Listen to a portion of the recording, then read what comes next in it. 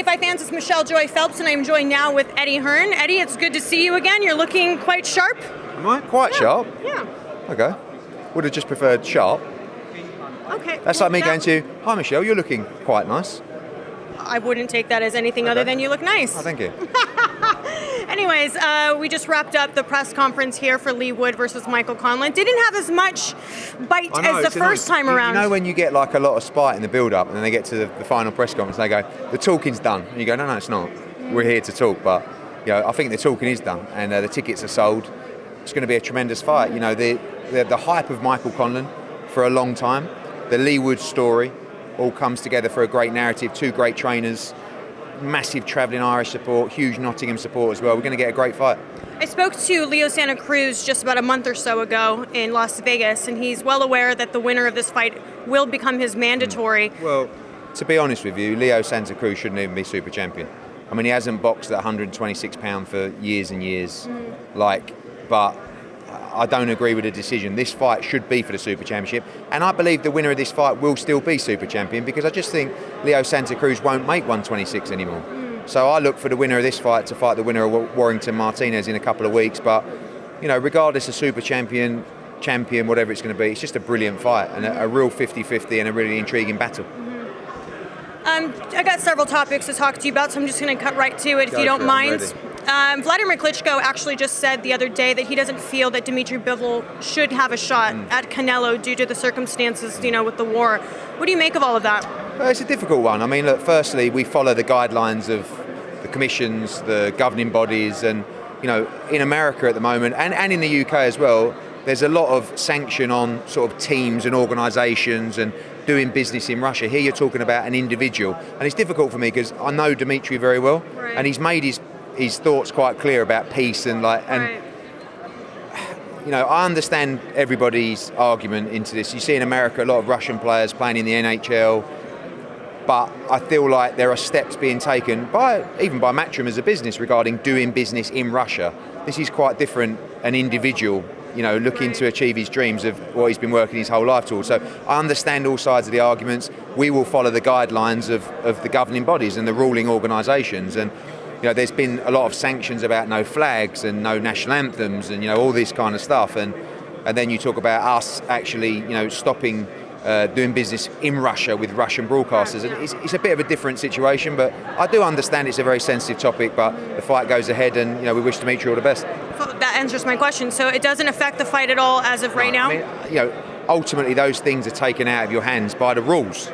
You've seen the British Boxing Board of Control saying anyone with a Russian licence can no longer fight in the UK, and that could happen in the US or it could happen somewhere else. As I said, when you look at NHL as just one example of a lot of Russian players playing in the NHL in Las Vegas, there's no sanctions to individuals. There's sanctions to sports and organisations and Russian companies, but it's very difficult to sort of have an actual debate around it, and it's very difficult when someone like Dmitry Bivol, who is a guy of peace. You've met him, and it's like, but I understand it also. It's a very sensitive topic. Right, very sensitive. I tweeted something about it, and it was just like, I can't win. No, you can't win. Can't win.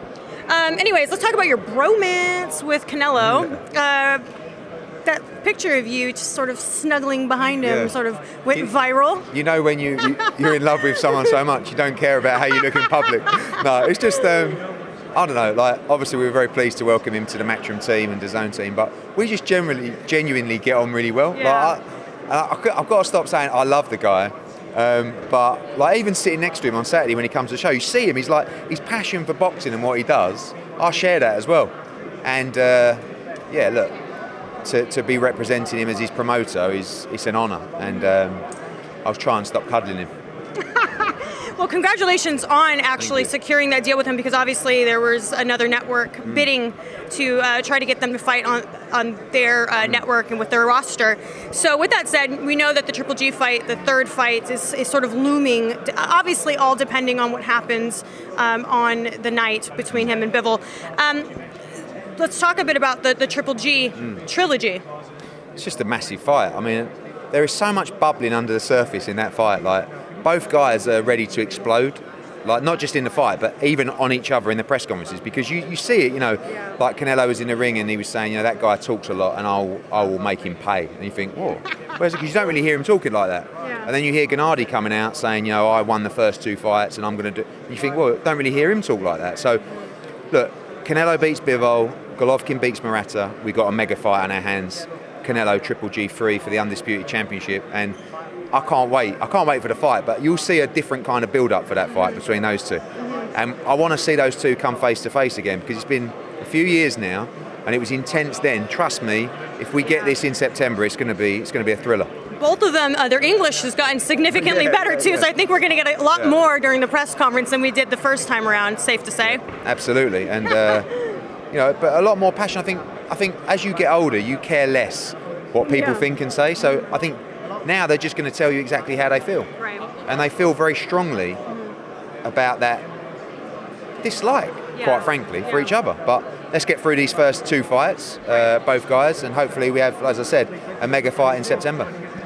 Anthony Joshua, I just saw him actually last weekend. He was at that YouTuber event, and there was when I tried to ask him about the Usyk fight, he really didn't want to talk about it, and I understand, I get that it's like sensitive topic. However, what I wanted to talk about was the interim fight. I said that I'd interviewed Joseph Parker several days prior to that, and Joseph said, I'd like to throw my name in the hat. I'd like to be someone who faces Anthony Joshua if Usyk was unable to. What do you make of that rematch?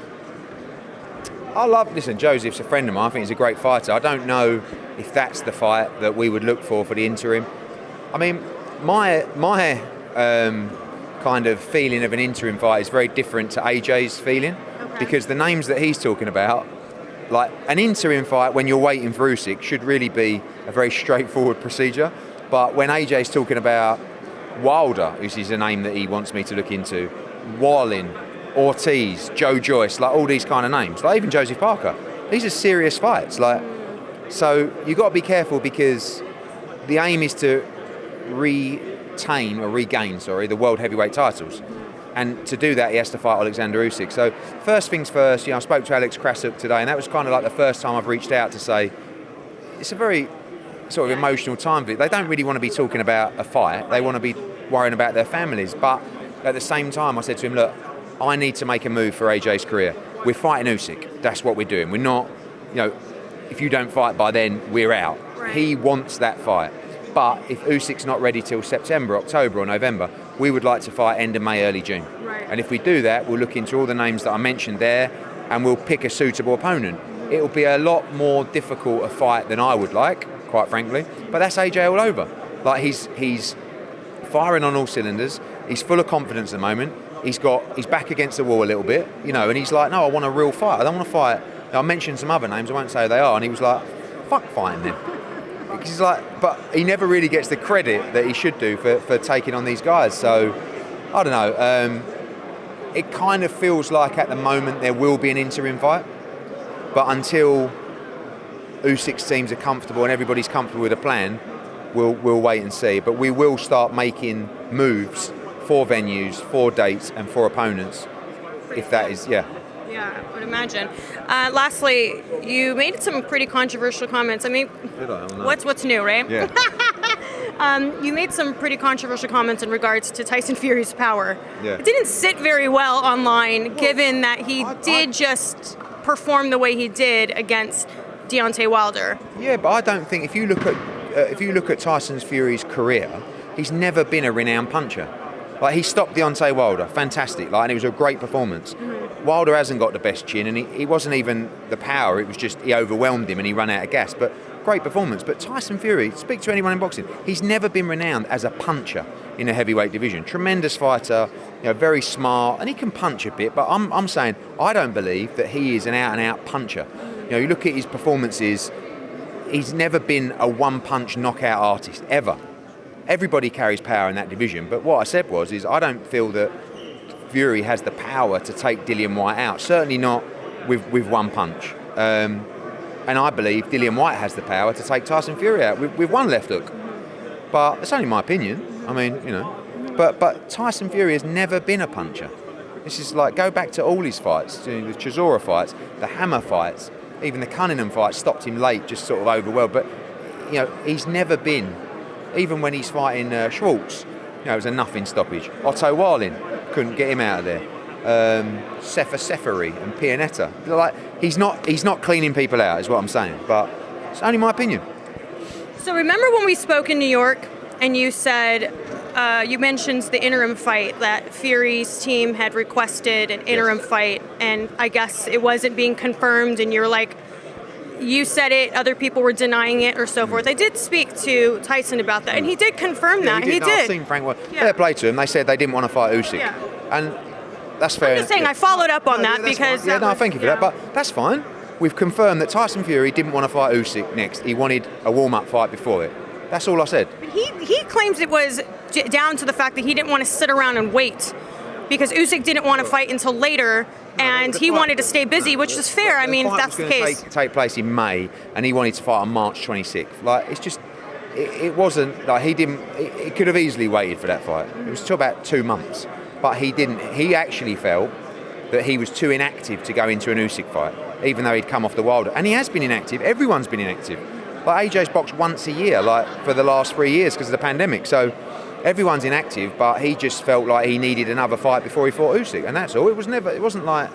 But I was just telling people why, and then AJ all of a sudden says, "Hang on, like I don't mind him fighting Usyk, and I fight the winner, but I'm not letting him fight in March on March 26th, then in May, and then I get the fight in December because anything could happen." But it's yesterday's news now anyway. It's irrelevant, and I wish everyone all the best.